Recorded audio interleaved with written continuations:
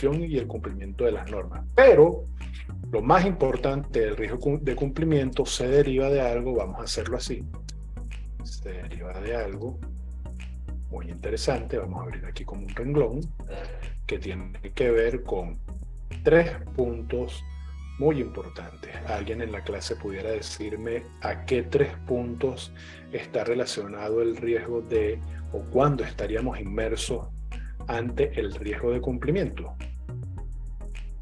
Bueno, el primero es legitimación de capitales.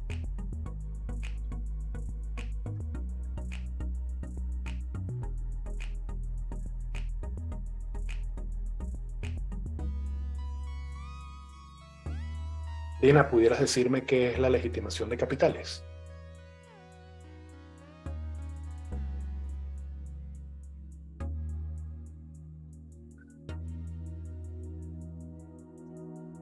Estoy aquí.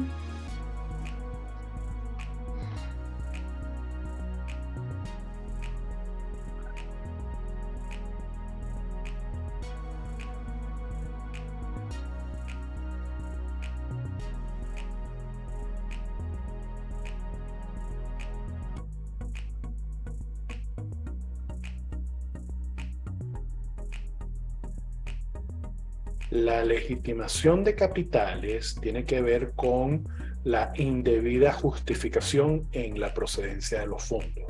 Cuando los fondos no pueden ser debidamente justificada su procedencia, se presupone que vienen de el lavado de dinero o el narcotráfico. Entonces automáticamente se prenden las alarmas de todas las instituciones financieras y reguladoras de los países, porque el dinero tiene que estar justificado y hay un montón de planillas como la W8, la EW9, el due diligence, que es investigar quién te va a hacer la transferencia, de dónde provienen los fondos, qué utilidad le han dado a esa empresa, etcétera, etcétera, con la intención de que el dinero circulante o el dinero que está circulando en lo que es el sistema financiero internacional, que esté de tu lado, que esté en tus cuentas o que sea manejado por ti, esté debidamente justificado. Eso es lo primero que se observa en todo lo que es el riesgo de cumplimiento, el riesgo que pudiera presentarse de que bloqueen una cuenta, de que paralicen unos fondos, si estos fondos no están debidamente justificados.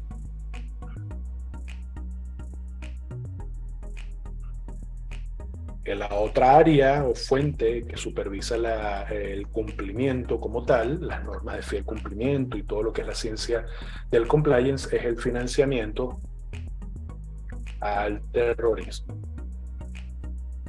Si el dinero, la negociación, los fondos están siendo utilizados o han sido utilizados, puede ser incluso de una actividad lícita, pero que luego se le haya dado un tratamiento para una actividad ilícita que sea el financiamiento del terrorismo, ahí pudiéramos estar inmersos ante un riesgo de cumplimiento. Aquí siempre es importante esta palabra que les voy a escribir acá, el due diligence.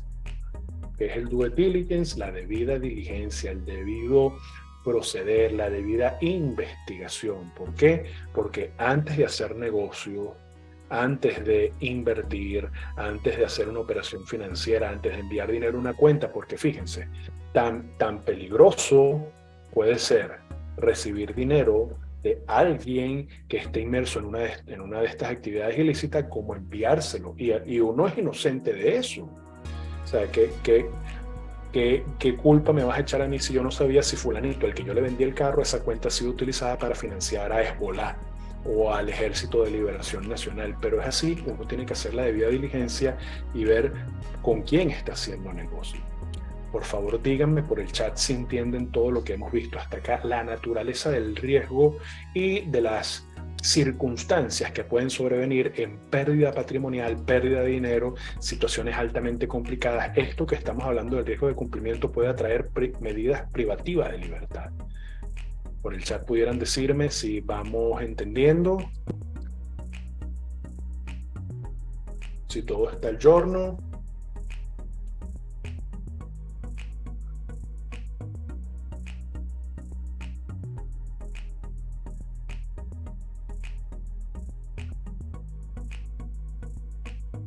Chévere. Gracias, Dina. Entonces, el due diligence es no solamente que es necesario, sí, yo creo que nunca llegaron, pero bueno, estamos claros de que... ya, en tu oficina. Buenísimo, buenísimo, buenísimo. Estamos claros que el due diligence es un mal necesario. De hecho, voy a mostrarles, permítanme, voy a mostrarles un due diligence que me hicieron esta mañana, para que vean cómo es una investigación cuando una empresa que tiene las certificaciones hace una investigación a alguien al cual le vas a transferir los fondos o viceversa. Permítanme. Y el Departamento de Estado también se determinaron y se hizo un estudio en personas políticamente expuestas, cobertura mundial, la cobertura mundial de relaciones de PEP y CIP. Se realizó el 9 de noviembre, screener de la identidad Novbrow LLC en Google, observando una ausencia de página web. Fueron descartadas todas las búsquedas de Google pendiente.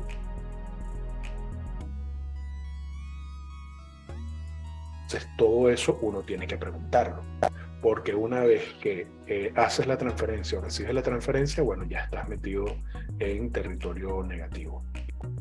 Hay una consulta. conclusión, puede haber un resultado bastante delicado. Últimamente, todas las normas de cumplimiento internacional, de compliance, incorporaron con las últimas reformas, así ha sido en Venezuela y en todo el mundo, lo que es el financiamiento para armas de destrucción masiva. Armas de destrucción masiva. Armas de destrucción masiva.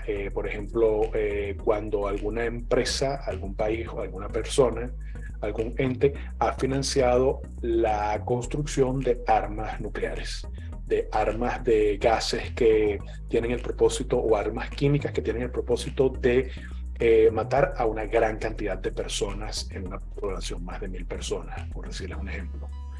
Ese fue uno de los delitos que se le acusó al señor Saddam Hussein cuando él probó un arma de destrucción masiva a una población contraria a su creencia y a su fe. Dina me está preguntando, ¿esta investigación también se puede aplicar a una persona? Por supuesto. Es más, te voy a decir algo. Es mucho más riesgoso transferirle un cel o hacerle un wire transfer. No te estoy hablando de Wells Fargo, Bank of America, o sea, tú vas a transferirle a FaceBank, pues en Puerto Rico.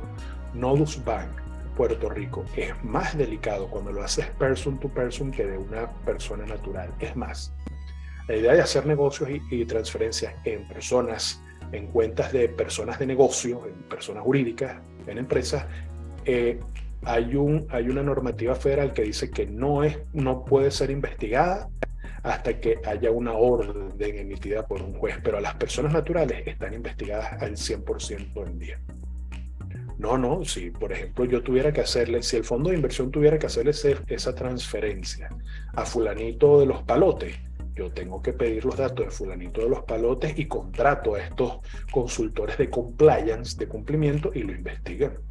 Porque él pudo haber cometido delitos de legitimación de capitales, financiamiento del terrorismo y financiamiento a armas de destrucción masiva de manera personal.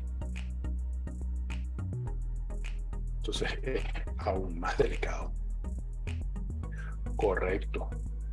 Se investiga, porque tú no sabes la procedencia de ese fondo, pero ese capital que te dieron para invertirlo sí puede estar manchado, y es lo que tú no sabes. Tú inocentemente lo aceptas y al tú recibirlo puedes ser hasta cómplice de ese delito, porque estás utilizando tus cuentas que son partes del correcto. Por ejemplo, ese ejemplo de alguna persona sancionada. Recibes una cuenta o recibes, así sea $1 de alguien sancionado, y ya hay un vínculo entre tú y él, y créame que usted va a ser sancionado también, o sus cuentas van a ser congeladas. ¿Y hay manera para saltarse eso y tal? Sí, hay maneras para, ¿cómo decirlo?, postergar, aligerar, disfrazar un poco esa movilización de fondos, pero hay que saberlo hacer. Hay que tener mucho cuidado.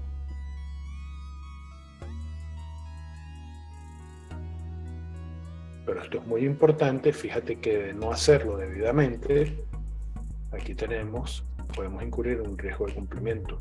Y el riesgo, cuando hablamos de la palabra riesgo, hablamos de daño. Y el daño no es algo que me dijeron que me hizo sentir mal y me deprimí. Daño, en la concepción jurídica, significa disminución de la capacidad patrimonial. Algo ocurrió que usted tiene menos patrimonio. Patrimonio intangible, patrimonio tangible, patrimonio monetario, metálico, patrimonio moral, del que sea. Patrimonialmente tienes una disminución. ¿Por qué? Por no observar el riesgo. Este es un tema muy importante, es por eso que en todas las empresas serias, o ya que manejan ciertos fondos, o que ya la supervisación de todas las actividades de la misma ya se escapan dentro de un rango de maniobra, tienen un gerente del riesgo. ¿Qué creen ustedes que hace el departamento de riesgo de un banco? A ver, ¿qué me pueden decir por el chat?